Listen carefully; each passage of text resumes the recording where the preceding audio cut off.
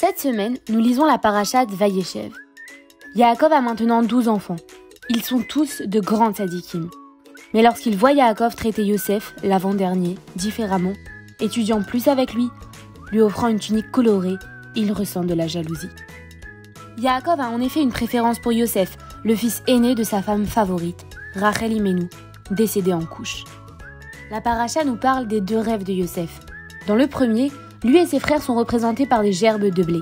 Celle de ses frères entoure la sienne et s'incline devant elle. Dans le second rêve, le soleil, la lune et 11 étoiles, représentant son père Yaakov, sa mère Rachel et ses 11 frères, se prosternent devant lui-même. Lorsqu'il raconte ses rêves, ses frères le détestent plus encore. Yaakov envoie Yosef voir ses frères qui avaient amené les troupeaux paître à Shechem. Là-bas, on lui indique qu'ils sont descendus vers Dothan.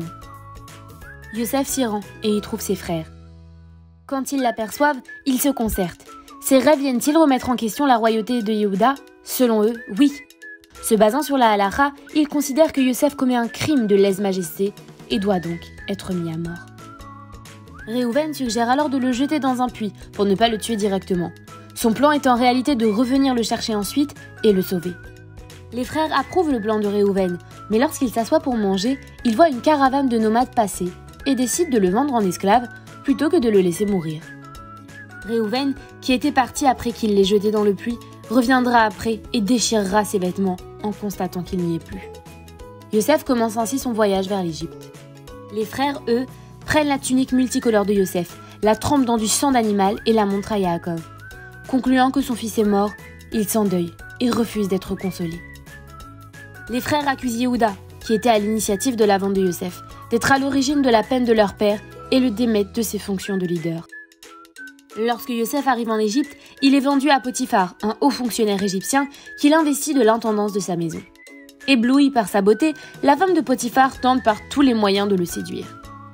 C'est la Fashion Week tous les jours. Elle se change sans cesse, le montre à ses amis et le demande près d'elle. Mais Yosef ne lui accorde pas un regard. Un jour de fête nationale, profitant de l'absence des membres de la maison et exaspérée de l'indifférence de son intendant, elle l'attrape par sa tunique. À ce moment, Yosef pense au visage saint de son père. Il s'arrache à la femme de Potiphar, court hors de la maison et laisse sa tunique derrière lui. À son retour, Potiphar trouve une femme hystérique qui clame que Yosef l'a attaquée. Au fond, il sait que son fidèle intendant est innocent, mais il n'a pas le choix et l'envoie en prison. Yosef y gagne la confiance de ses codétenus et même de ses geôliers. 9 ans après son emprisonnement, 2 nouveaux prisonniers sont amenés, le maître panetier et le maître échanson du pharaon. Les 2 avaient failli à leur fonction et comme Pharaon n'est pas précisément un Gandhi, il les avait jetés en prison sans plus de cérémonie. Après avoir été emprisonnés depuis 1 an, les 2 ont un rêve. Le maître échanson rêve qu'il presse des grappes au-dessus de la coupe du pharaon et le maître panetier rêve que des oiseaux viennent picorer le pain qu'il porte dans des corbeilles au-dessus de sa tête.